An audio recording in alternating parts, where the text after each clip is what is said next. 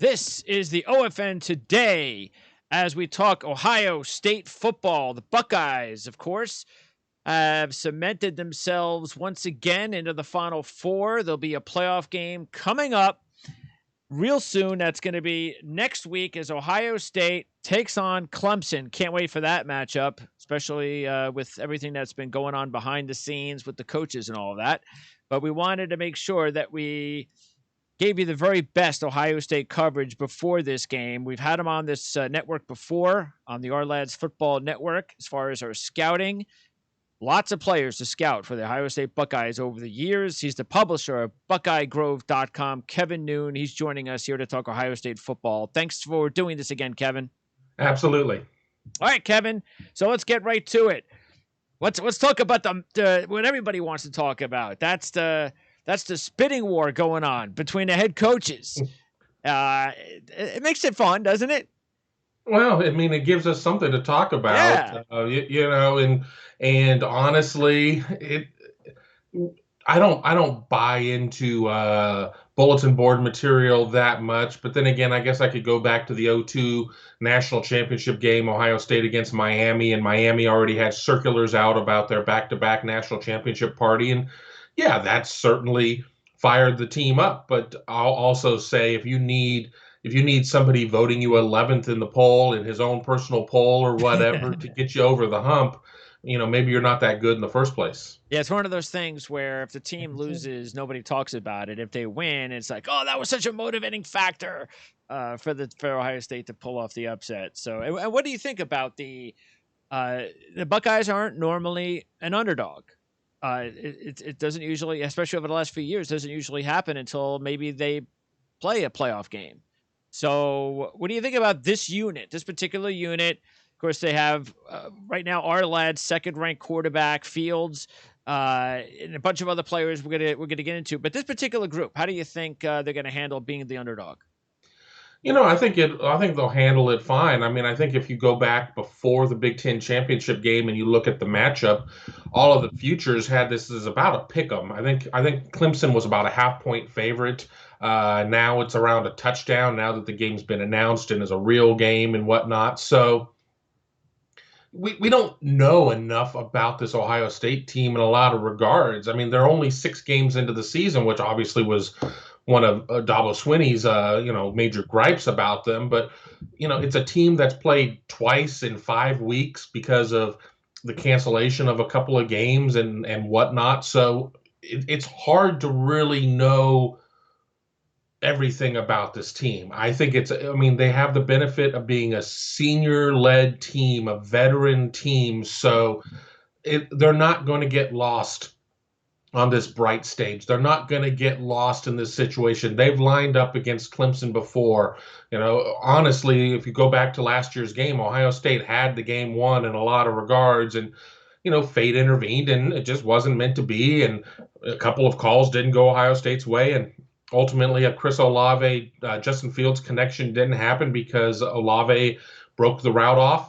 But, this Ohio State team knows it can compete with Clemson. I think both Ohio State and Clemson, this 2020 edition, neither are quite as good as the 2019 editions, but they're both very good teams, and I think they'll be very evenly matched and, be a half a point, 7 points, whatever. I think the talent equates between these two teams, and ultimately just going to be who brings it on January 1st. All right, well, let's talk about Justin Fields and the difference between what you have seen from him last year to this year, because I remember just first watching him play, especially from even most of last year, he just seemed to be more of an athlete, more of a guy that he was, an interesting quarterback, never took him to be a top quarterback prospect at all by the end of last year. But then this year, he just seems to be just a completely different quarterback to me. You tell me. You watch him a lot more than I do. You see every play from this kid. What's the transformation been like to you? Yeah, I think he's been able to kind of pick and choose his plays a little bit more. I think we're seeing a healthier Justin Fields, regardless of what the belief is about whether he sprained his thumb against Northwestern or didn't. Let's remember, going into this point last year, he was wearing a heavy knee brace, and he was not a mobile guy at that point because of that brace. And it's not like he's necessarily going out there and changing games on the ground, has 274 rushing yards right now, 4.1 per carry. But I think he's a more complete quarterback, but I Yep. also think that people have found his kryptonite, and that's some of the blitz recognition, some things in those types of things. I think if you go back to the Indiana game and you look at what the Hoosiers were able to do, I mean, they sent everybody through that A gap at him, and he had a hard time picking that up. Ohio State had a hard time picking it up. You look at what Northwestern was able to do, under Mike Hankwitz, and they really were able to confuse them at some points. I think Justin Fields still holds on to the ball a little bit too long. I think he thinks that he can make a play on every single down, and there are times where it's just best to live to fight another play. So I've sat there and circled a couple of maybe his shortcomings, but I mean he throws a pretty ball. Generally makes some pretty good decisions. He needs to remember he needs to be reintroduced to his tight ends. He hasn't thrown to a tight end in the last 3 games Wow. this season. So I mean that might be a little bit of an issue. But I mean he certainly is right there. I mean as that number 2, number 3 quarterback, depending on whether or not you like Wilson out of BYU a little bit more, or if you like Fields. But I mean, he certainly has made himself a good amount of money based on his collegiate resume, and it would serve him really well to come out and play very well in this game, especially lead Yes. the team to victory. He'll do well at the combine with whatever that's going to look like coming up in a couple of months, but. To get him through that game, maybe get the taste of the second half of Indiana and a rough game altogether against Northwestern out of his mouth. Absolutely, because that's what I've been saying. I mean, I'm a Jet fan, so I'm going through it all as far as, okay, now there's no more. It's not about Trevor Lawrence. It's about, okay, if there's no Trevor Lawrence, then what do you do? And that's what I want to know. I want to know as a fan, if the Jets are interested in taking this kid with the second pick, show me what you can do now that you have had a few of those issues against top caliber defenses. What can you do again against another top caliber defense? If you almost go 0 for 3, and I'm not saying he was terrible in those games, but he had his warts in those games. If he has warts again and doesn't show me enough as a number 2 overall pick, then that's going to be something that I'm sure might impact his status as whether you're going to be a second pick or maybe you drop down to just outside or inside the top 10. We saw that happen with your boy Haskins too. And I think that is something that these quarterbacks, especially at a program like Ohio State, have to get over, because they play 80 to 90% of their games, perfect pocket. No, you don't have to worry about opposing defenses getting in your face. You've got the majority of talent is superior to your opposition, and it makes you look better than maybe you really are. But that doesn't mean you're not a really good quarterback. But that's where you have to then step up against the big time defenses in the best games and the biggest situations. And that's why, as you just mentioned, and I'm right there for you, I think this is going to be a huge opportunity for Fields. Right. I kind of have 2 points I want to make here. See if I can remember them both here in my old age.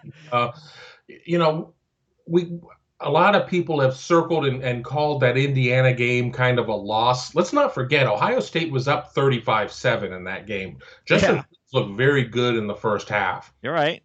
And then for whatever reason, just the offense, I mean the defense started giving up plays, and I think that on the offensive side they kind of panicked, and they certainly weren't making the same play calls. I think that Indiana at that point got even more aggressive in its blitzing or whatever, but that wasn't 60 minutes of bad football. That was 30 minutes of bad Sure. football, I think, at that point. The second point I want to make, when you bring up Dwayne Haskins, I think one of the biggest issues that Dwayne Haskins faced was he was a one-year starter. And I think that the Good NFL point. has shown that if you don't have 2 years worth of starts, or at least I don't know. I think the number's around 18. If you don't have 18 collegiate starts, it's a pretty low bar for Yep. what success is. When Mark Sanchez, I think it's Mark Sanchez, is like the flag bearer for guys that didn't have necessarily that number of starts. So I think Justin Fields does have the advantage in terms of he had the what would have been a 12-game regular season, a championship game, and a playoff game. 14 last season, 6 this season. So he's above that number. So at least he's had the time within the system where he's been the guy getting the number one reps or whatnot. Whereas Dwayne just was one and done basically. All right, now let's talk about his favorite target, Olave, who is right now the 4th ranked receiver at our lads. What's different about, because you mentioned he had maybe an off play last year in the game against Clemson, but talk a little bit about comparing him to some of the other really good receivers that have come out of Ohio State recently. I mean, Chris Olave just has great ball skills. I think that if you look at some of the receivers that were his immediate predecessors, a lot of them came out where they were track speed guys who kind of learned the skills and the art of being a receiver, whereas Chris Olave was maybe more of a polished receiver in terms of being a route guy and whatnot. And I don't care how good you are in high school, that's not going to have you ready to plug and play and just walk right in and be the man in college. But at least I think there was more of a foundational thing there, and he's only just progressed this year. And it was obvious Ohio State missed him against Northwestern when he had that positive COVID test, and he's going to be right at that 17-day borderline. But all accounts are saying he should be good to go for the game. But Ohio State certainly missed him, because when Chris Olave comes off the field, then all focus goes to Garrett Wilson. But when you have Wilson and Olave there, you can't bracket both of them, because you're still going to get picked apart elsewhere. But when Garrett Wilson is really the main go-to guy with his 38 receptions this year, and Olave's off the field, it's a lot easier to sit there and put a lot of attention there and just take your chances with everybody else. But Olave is a complete receiver. Maybe not as big as you would like. I think that he also, on the downside, he's coughed the ball up a couple times. He's taken some physical hits and the balls come out. He's going to have to work on that at the next level. You're playing against grown men at the next level. I mean, you're going to be playing against grown men in the next 2 games, regardless of if it's 1 or 2 or whoever Ohio State draws at that point. But, Olave came onto the scene against Michigan a couple years ago, had a couple of touchdowns at that point. Yeah, there were a lot of touchdowns against Michigan a couple of years ago, which is why, and I must tell you, because I think it's important, because I pride myself on not being biased, but growing up in New Jersey as a Rutgers guy, especially early in my life, I had to, at that point, I mean, you're talking 30 years ago and longer, I had to find, and on a national stage without internet and without direct TV and cable and so forth, I had to find another team to root for. And Michigan became my team. And so I was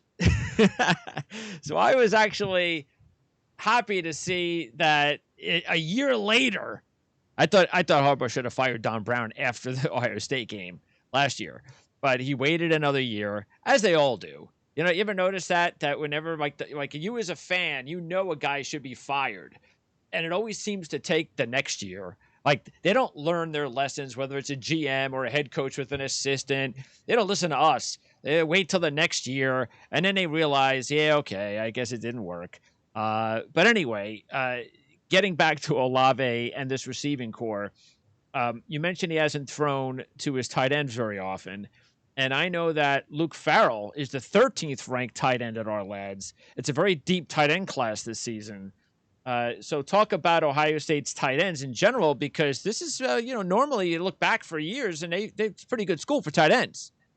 Well, maybe not for production in terms of in the receiving game. And yeah, we can go back and sit there and say, I mean, Marcus Baugh's been in the league, Jeff Hireman's been in the league, Nick Vanette's been in the league, but these are guys that have all had, 10, 12, 15 receptions or whatnot. We look this year, Jeremy Ruckert has 9, Luke Farrell has 3.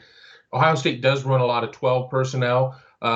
But the tight end role is so much more in terms of in the blocking and protection and things of that nature that we haven't necessarily seen that breakout game per se. I mean, Jeremy Ruckert does have the three tight ends. Luke Farrell in his three receptions doesn't have one at this point. It wouldn't surprise me if they really did kind of drill that down and say you need to sit there and do that, because I was sitting up top. I was sitting in the press box at Lucas Oil, and there were plenty of times I saw tight ends as kind of the check down guy wide open on plays that ended up going for nothing or for negative yardage. And for whatever reason, Justin Fields wasn't seeing them. So I think that you have to be prepared for that. But Ohio State certainly has some talented tight ends that have come through the system, but nobody that's necessarily going to be Ricky Dudley from many years ago in terms of being that guy. Ohio State doesn't have a Kyle Pitts or a Pat Fryermuth or somebody of that nature, but these guys still are very good, and I bet you within different schemes, these are guys that would have significantly more impact in terms of production points in the offense. Talk about the offensive line, too, because that's going to segue us into the performance from Trey Sermon last week, because without the offensive line doing their job, no way Sermon puts up 331 yards rushing. Josh Myers at center is our lad's current 8th-ranked center. Then you have Thayer Munford is the 17th ranked offensive tackle, and Wyatt Davis is right now the number 1 ranked offensive guard at our lad. So talk about the offensive line for Ohio State. How does this rank with some of the good ones in recent years? It's been a very good offensive line. They're one of the teams that's up for the Joe Moore Award to go to the top offensive line in the nation. Go back to the Michigan State game. They had 3 of their starters out. They had to move Harry Miller from guard to center. 3 guys making their first starts, and they put up 52 points in that game. But it was still really nice to have their original line back out there against Northwestern. It's funny. You can kind of go back to the start of the season, and the run blocking wasn't there, according to everybody. Oh, the pass pro's not that bad, but the run blocking isn't there. And, and the Ohio State throughout the year had been averaging 230, 250 a game on the ground. And then we get to the most recent game, and you have Trey Sermon go off. So, I mean, it's been a really solid offensive line. I think they've done a really good job with these starters. And they now have the one thing that teams are always wanting to have, and that's depth, because they did have to roll out these guys against Michigan State, who now have 70 snaps going against ones under their belts. But, the 5 guys that are the main starters, have done a tremendous job. I think that Harry Miller at the 1 guard position, I think he's really kind of had a baptism by fire. I mean, he's a center by trade. I think that next year, once he's the guy at center, I think we'll see some things normalize. Okay. But he's had a couple moments. I mean, Ohio State had a touchdown taken off the board, which would have been the first points of the game, because a bad hold that happened kind of behind a play where he didn't need to hold the guy. Harry will figure it out, but I think right now at this point, Harry has had a couple moments that have been challenging, but he'll get through it. But not going to have an easy assignment on the first against Clemson. Talk about Davis, since he's the top dog, and I know unless you look at film over and over and over again, you're not going to be able to really zero in on nobody zeroes in on the offensive guard during a football game. But you watch a lot of Ohio State, whether it's live or afterwards to look over film. So tell me what you see in Wyatt Davis. Is he your casual? Yeah, I think he could probably end up as a first round, because guards normally, unless they're really top prospects, don't go very high. Maybe you'll see the top guard of the draft at the top 20, top 25, but you have to be real good to get into the top 10. Where do you see Wyatt Davis? I see a 10-year starter in the league, and I don't know if he's a top 10 guy because of exactly what you said. It seems like that that top guy goes in the late teens or so, 20, 21. So much of the draft too is just about needs or whatnot. But the teams that are sitting there, I can't really think of a team that's like, oh, we're just one piece away. If we only had that stud offensive guard, we would be there. Yeah. So, you have to kind of sit there and say, what's the difference between the number 1 guard and the number 4 guard that we could get at 48? But I think that he's a guy that definitely is, I think he's in that late teens round, depending on what needs are and everything else. Just a mean player, real smart, really athletic. I watched him in high school come out here to Ohio when he was in high school in California and play in one of those national type of events, and he played tackle. And I mean, he just dominated that poor kid he went against. I mean, that kid wanted no part of him after about the third series. I mean, he has all the pieces there. I mean, he truly is as billed, in my opinion. Yeah, I think the last time I remember a team drafting a guard, or really over the last 10 years, and you were like, yeah, this is going to be a guy that is going to help transform our offensive line, was when the Colts drafted the kid out of Notre Dame a few years ago. I think that's about it. So it doesn't happen, like you said, very often when you go, because normally it's left tackle. Normally that's the guy that's going to help transform and stabilize our offensive line, not guard. But it does happen, but not as much as left tackle. So Trey Sermon, where did that come from? Especially the second half. It really was it a adjustments after they went in and they saw something and said, okay, this is not working. Let's do this. Because Trey Sermon at Oklahoma, okay, nice back. And they never looked at him as anybody that would ever accomplish this unless Oklahoma was, playing Kansas. So this kind of came out of nowhere, especially even for Sermon at Ohio State. What did he have? More rushing in the second half against Northwestern than he had the first 4 games combined with Ohio State. Right. And I mean, let's remember, Ohio State pretty much had a running back room full of mending ACLs. And, I think Trey was just getting healthier as the year was going on. And the truth is, Northwestern was not going to let Ohio State beat it in the air. And the run was there all game. And Ohio State fans were losing their minds. Why aren't they running? Why aren't they running? If you listen to Ryan Day after the game, they were setting up the run. They were setting up the run. Okay. I don't know. I mean, hindsight's 2020, yeah, right. And Ohio State won. We had it right where we wanted them. Exactly. But they finally got to the point of where they're like, all right, well, we're going to sit there and go with the run. And, 271 in the second half. But there was still, even before Ohio State finally put up that go-ahead touchdown, Trey Sermon would bust off a 65-yarder, and then they would pass 3 times. I mean, it was in a lot of ways, it was a little maddening. But Northwestern's out there running kind of its cover 4 shell and just not really giving up an opportunity for the pass game to do much, especially with Chris Olave and another talented receiver, Jackson Smith-Njigba, both out of the lineup. So Ohio State needed to take advantage of the run, and when it finally did, it was there. And the question's been brought up to me between Trey Sermon and Master Teague. Master Teague is a faster back, and Master Teague probably would have had a very big game there too. But if you go back and look at some of these runs, Trey Sermon's balance and his cutting ability were, I think, really what sprung him at this point. There were some gigantic holes out there that, I mean, I couldn't run through. I'm out of shape and yeah, old. But I mean, I think any of their backs would have been able to hit. And I think that Master Teague probably would have been able to house a couple that Trey Sermon wasn't able to. But I think that there were several runs that Master Teague may have come down due to contact where Trey Sermon was able to regain his balance and fall forward for another 6, 8, 15 yards based on what was there. I mean, when I look at Trey's last long run to get into the red zone on Ohio State's final offensive drive, he probably should have been down 2 or 3 times there, and he just managed to keep finding his balance and, got taken down inside the 10-yard line. And honestly, I wouldn't have been surprised if he would have gotten in on that run, because it was just one of those feats of athleticism that you don't see many of during the course of a year covering a team, and he just brought it. All right, now I want to talk about the defense. I'm going to go over the rankings, the current rankings, top players as far as Arledge is concerned.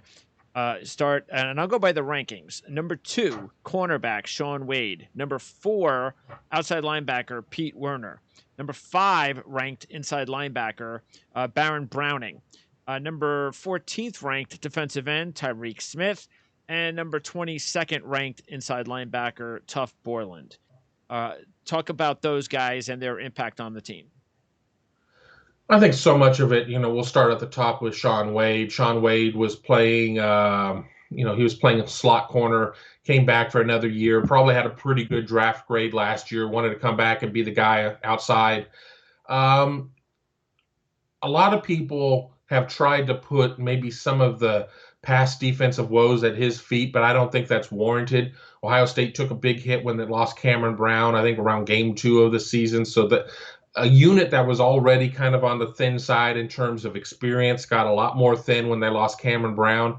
Um, I think that Sean Wade still I think his future still may be kind of playing that slot corner at the next level, but I'm not a GM, so I don't necessarily know that for a fact. But I think that fits him a little bit better. I think the linebacker core for Ohio State has played very very well. Ohio State fans were I don't think they ever really fell in love with Pete Werner the way that they did with like a Raekwon Okay. McMillan or somebody like that. I mean, for whatever reason, but all Pete Werner does is make plays. And he's shown that, I mean, he's kind of been kind of that hybrid guy that has been able to get out there in coverage and do some things. So I'm a big Pete Werner fan.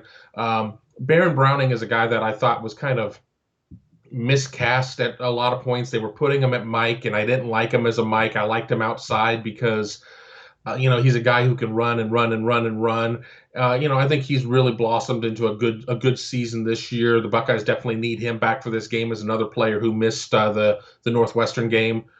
Tuck Borland is just your prototypical collegiate linebacker. I don't know how he translates to the next level per se, but I think that he's done a fantastic job. But again, maybe not doing things in as sexy a way as I say, like a Raekwon Sure. McMillan or even like a Darren Lee, somebody like that. And then getting to the line, people really wanted to fixate on like a young guy like Zach Harrison, and it hasn't necessarily been all put together yet for Zach Harrison. But Tyreek Smith has played very well this year. I think that he's done a pretty good job.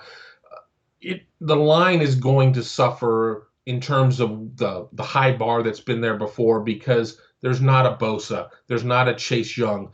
When you see generational player after Yeah. generational player after generational Yeah. player, I mean it does kind of spoil you. And I Yeah. know that this isn't a recruiting show, so my talking about Jack Sawyer coming in next year probably kind of falls on deaf ears, but he might be the next of that, super cyborg type of rush end Okay. or whatnot. I think Ohio State has a lot of good pieces there, and the guy who's a sixth-year senior who probably isn't on the draft boards right now, Jonathan Cooper, has played very well as well, and I think he's somebody to keep an eye on, as well as Ohio State's fourth linebacker, Justin Hilliard, who's another sixth-year guy who, honestly, if there was a defensive MVP award for the Big Ten championship game, would have won that hands down with a big interception where he dropped back into coverage, a fumble recovery, and just was always right around the ball when he needed to, stepping into that Baron Browning role. So bottom line is, as far as the front seven especially, is yeah, there's a lot of talent,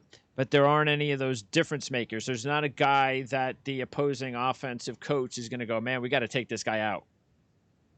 No, I don't see that type of guy that you have to absolutely scheme for. But in some ways, it's almost a little more dangerous when you don't have that one guy to scheme for because you don't know who's That's going to true. step up. Yep. You don't know if it's going to be Haskell Garrett or Tommy Togiai on the interior line. You don't know if it's going to be Coop or if it's going to be Tyreek Smith or Zach Harrison at rush ends. You don't know, and so there's not that plan to say, well, we're going to sit there and double team and chip them with a back or something like that.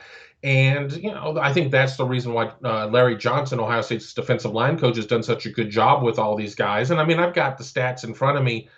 Ohio State, 17 sacks on the year. I mean, certainly not the type of No. numbers that you'd expect. I mean, Tommy Togiai leads the team with 3.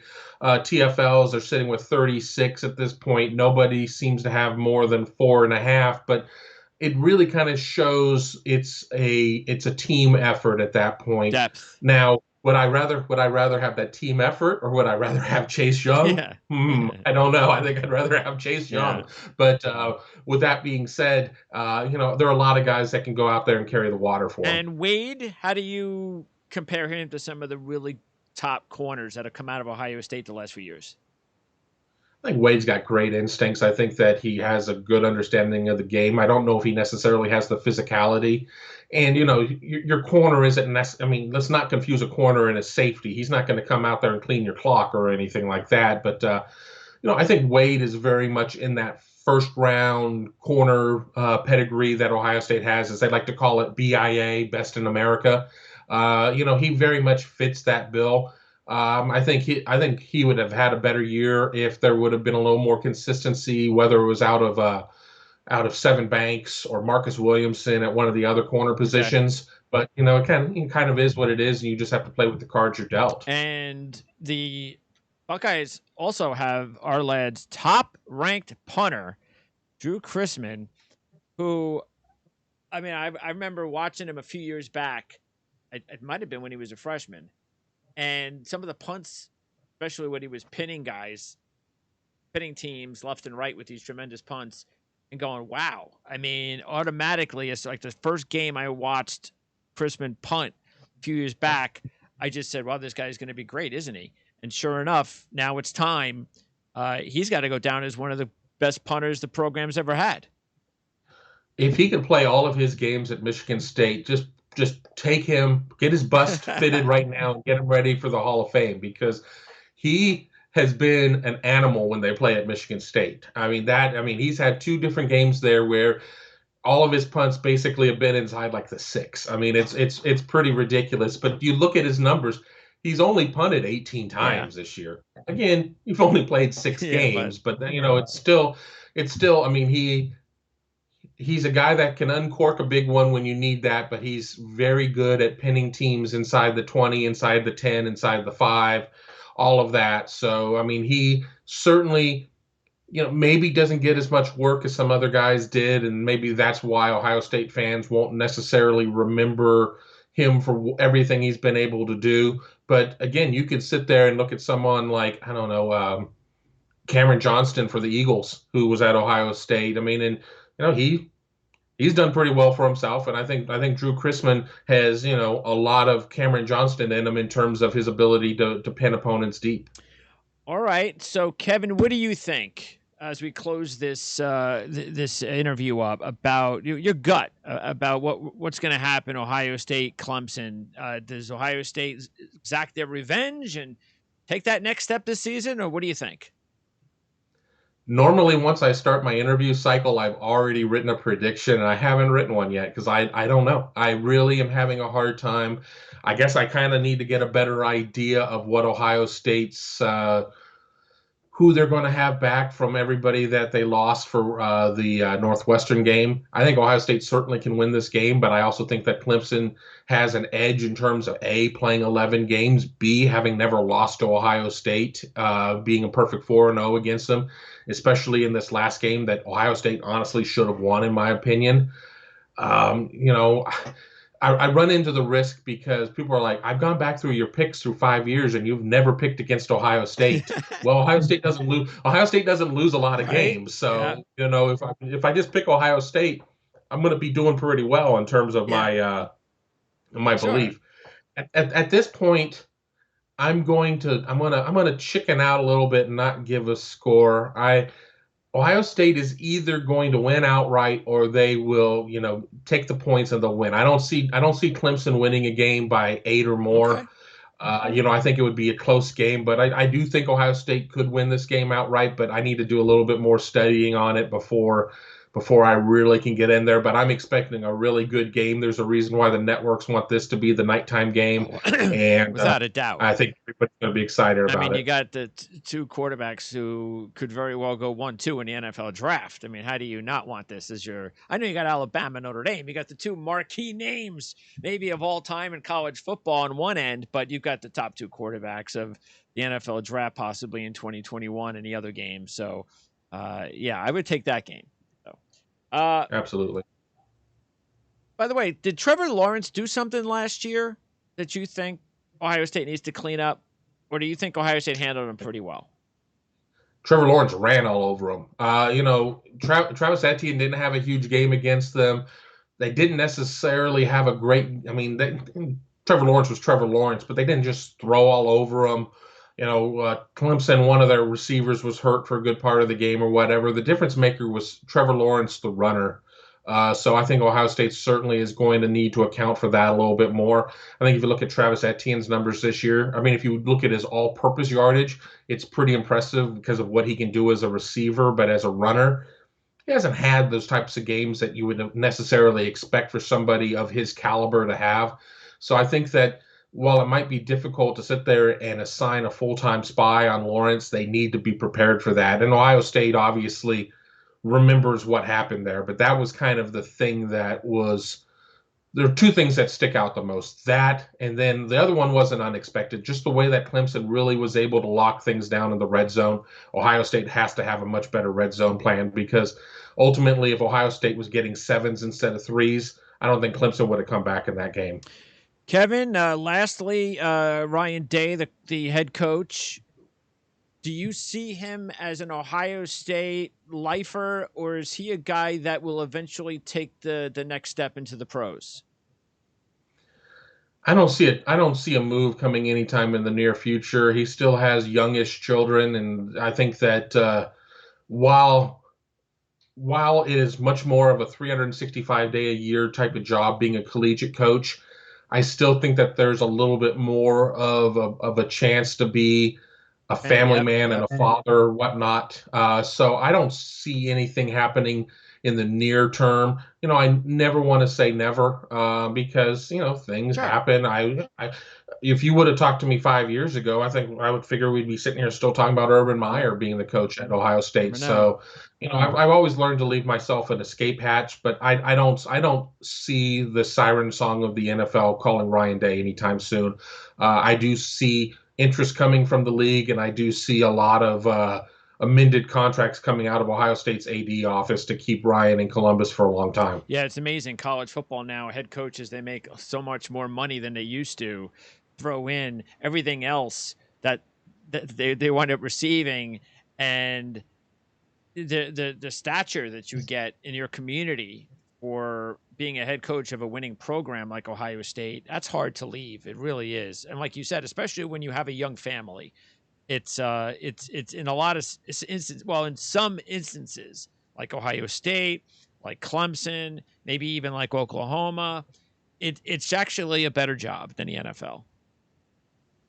Well, I mean, the thing is, like, you can go to the NFL and get paid more or whatever, but the career span of a lot of NFL coaches is so short. But we also see that the cyclical nature of the NFL.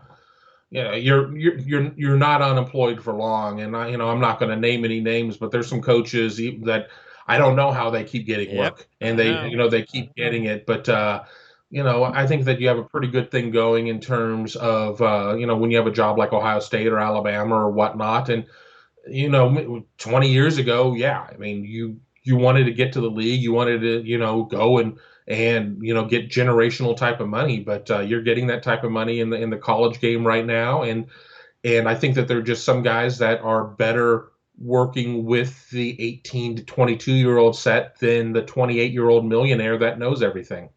Kevin, great job. We look forward to hopefully getting an opportunity to talk to you again sometime soon. Maybe if Ohio State gets a win this time around, maybe we could talk before the championship game. If not, then hopefully we'll get an opportunity to talk again before the draft. Of course, you got the Senior Bowl and all that. And either way, good luck. I know you guys want to beat Clemson this time around. I know how it feels. So best of luck with that game. Enjoy it. And thanks for doing this. Appreciate it. Absolutely.